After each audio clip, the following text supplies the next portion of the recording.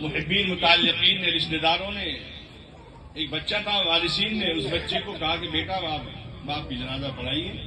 اسے جو ہے آگے کر دیا مصلی پر. بچہ خوب رو رہا ہے، خوب ہچکے سے رو رہا ہے. کوئی پیچھے سے بڑا آدمی آتا ہے، بیٹا خاموش ہو جاؤ، صبر کرو، سب کو دنیا سے جانا ہے، سب کا وقت متعین ہے، کل نفس ذائقۃ الموت. کئی لوگ آئے، سمجھا کر کے چلے گئے، لیکن بچہ جو ہے وہ خوب رو رہا ہے ہچکیوں کے ساتھ، رکنے کا، خاموش ہونے کا نام نہیں لیتا.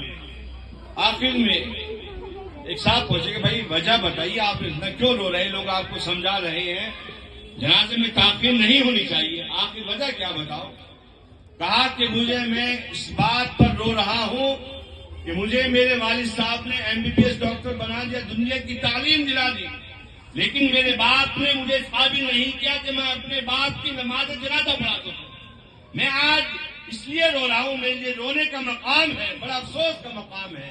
تو عزیزوں، قبل اس کے کہ ہمارے ساتھ ایسا معاملہ آئے، ہمیں اپنے بچوں کو دینی تعلیم ضرور پڑھانی چاہیے. دین کے ساتھ ساتھ دنیا کی تعلیم مل جائے، بڑی اچھی بات ہے، اور پڑھانا چاہیے. میں تو کہا کرتا ہوں خوب جو ہے دنیا کی تعلیم پڑھاؤ، لیکن مقدم دینی تعلیم ہے، دین ہونا ضروری ہے. آج ہم لوگ جو پریشان حال ہیں، اس کی سب سے بڑی وجہ یہ ہے، ہمارے جو ہے بہنیں ارتداد کا شکار ہیں اور غیروں کے ساتھ پھیرا پھیر رہی ہیں کہ صاحب، چونکہ ان کی سب سے بڑی وجہ یہ ہے ان کے پاس علم دین نہیں ہے. علم دین ہوتا تو ہماری گھر کی بہن بیٹیاں مائیں گھر سے باہر نہیں نکلتی، پردے میں حجاب میں رہتی ہے. ہم غربت کے عالم میں جو ہے گھروں سے نکل جاتے ہیں اور جا کر کے دوسروں کے آفسوں میں جاب کرتے ہیں. جب ہم جاب کریں گے تو ہمیں غیروں کی بات ماننا پڑے گی، جیسا ہمیں کہے گا ہمیں ان کے اشاروں پر ناچنا ہوگا، وہ جیسے کہیں گے ہمیں ویسا کرنا ہوگا. ان کی بات نہیں مانیں گے، ہمیں جاب سے جو ہے نوکری سے نکال دیں گے. تو لا محالہ ہمیں غیروں کی بات ماننی پڑتی ہے اور پھر ان کے ساتھ پھیرنے پڑتے ہیں.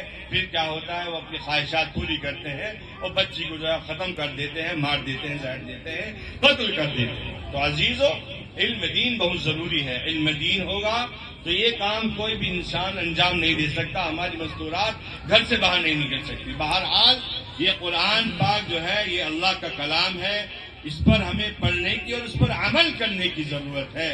اللہ کے رسول صلی اللہ علیہ وسلم نے فرمایا، ماں باپ کو ایک قطار میں لگا دیا جائے گا جب نفسی کا عالم ہوگا، عرش کے سائے کا ہوگا اور تمام لوگ بے چینی کے عالم میں، پریشانی کے عالم میں مبتلا ہوں گے. ایک بھینی بھینی ٹھنڈی ہوائیں عرش کے نیچے سے آئیں گی.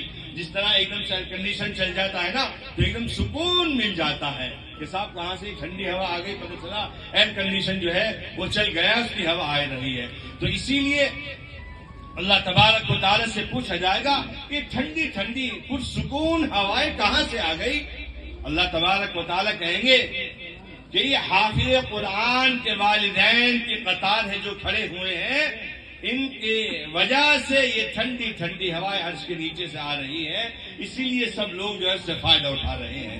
تو یہ تو والدین کا مقام ہے. اور اللہ تبارک و تعالیٰ کے رسول صلی اللہ علیہ وسلم نے ارشاد فرمایا، حافظ قرآن کے والدین کو ایک ایسا تاج پہنایا جائے گا کہ جس کی روشنی، یہ جو دنیا کا سورج ہے، اس تاج کے سامنے سورج کی روشنی بالکل پھیکی اور ہلکی پڑ جائے گی جو کہ روشنی اس تاج کی ہوگی. تو ماں باپ کو ایسا تاج پہنایا جائے گا جس سے جو ہے وہ خوب روشن ہوگا، خوب جگمگائے گا. یہ تو حافظ قرآن کا ہے، والدین کا ہے. تو حافظ قرآن کا کیا عالم ہوگا؟ وہ صحابی ایک دوڑے آئے، اللہ کے رسول صلی اللہ علیہ وسلم، حافظ قرآن کے والدین کا مقام تو آپ نے بتا دیا، لیکن حافظ قرآن کا کیا مقام ہوگا؟ تو نبی کریم صلی اللہ علیہ وسلم نے ارشاد فرمایا کہ جب حافظ قرآن آئے گا، اللہ تبارک و تعالیٰ اس سے کہیں گے اقرأ وارتق ورتل الی آخر الحدیث، اے قاری قرآن تو قرآن پڑھتا جا اور جنت کے درجوں پر چڑھتا جا. ٹھہر کر سکون کے ساتھ اطمینان کے ساتھ تو قرآن پر جب حافظ قرآن بسم اللہ کے بعد سے قرآن پاک کو شروع کرے گا، ناز کے سین پر جا کر کے ختم کرے گا، تو حدیث میں ہے کہ اللہ نے کے رسول فرمایا ہے کہ جو آخری آیت ہوگی اس حافظ قرآن کا وہ آخری مقام اور آخری ٹھکانہ ہوگا۔ اللہ تبارک و تعالیٰ اتنے درجے اس حافظ قرآن کو عطا فرمائیں گے۔ قرآن پاک کی کتنی آیات ہے؟ 6666 آیات۔ علماء نے لکھا ہے تقریباً 6666 درجے ایک حافظ قرآن قاری قرآن کو اللہ تبارک و تعالی جنت میں عطا فرما دیں گے۔ تو میرے بھائیوں بہنوں عزیزوں، یہ قرآن پاک اس کو آپ معمولی نہ سمجھیں، اور جو لوگ اس کو معمولی سمجھتے ہیں، حافظ قرآن کو، پڑھانے والوں کو، ائمہ کو، علماء کرام کو، مفتیان اعظام کو حقیر سمجھتے ہیں، ذلیل سمجھتے ہیں۔ کچھ لوگ تو ایسے ہیں کہ ان کو پاس بٹھانا پسند نہیں کرتے۔ کل بروز قیامت یہی حافظ قرآن، قراء، علماء، صلحاء، مفتیان کرام، اتقیاء، یہ تمام کے تمام ایسے 10 افراد جن کو لیے جہنم واجب ہو چکی ہوگی، یہی سفارشی بنیں گے، کیونکہ اس دن جو ہے اللہ تبارک و تعالی کے کہنے پر جو ہے سفارشی جو ہے قبول کی جائے گی۔ یہ نہیں کہ صاحب اس دن اللہ تعالیٰ مالک بن کر کے فیصلہ کریں گے، اللہ جج بن کر فیصلہ نہیں کریں گے۔ قرآن نے کہا الحمدللہ رب العالمین الرحمن الرحیم مالک یوم الدین۔ اللہ تعالیٰ قیامت کے روز کا مالک ہے، وہ جیسا چاہے کر سکتا ہے، اس کو جو ہے کسی کو اللہ سے سوال کرنے کی جو ہے شکت نہیں ہوگی، چونکہ اللہ تعالیٰ مالک ہے، اور مالک کو اختیار ہوتا ہے۔ جو انسان مالک ہوتا ہے وہ جیسا چاہے جب چاہے کر سکتا ہے، تو اللہ تبارک و تعالیٰ مالک بن کر فیصلہ کریں گے۔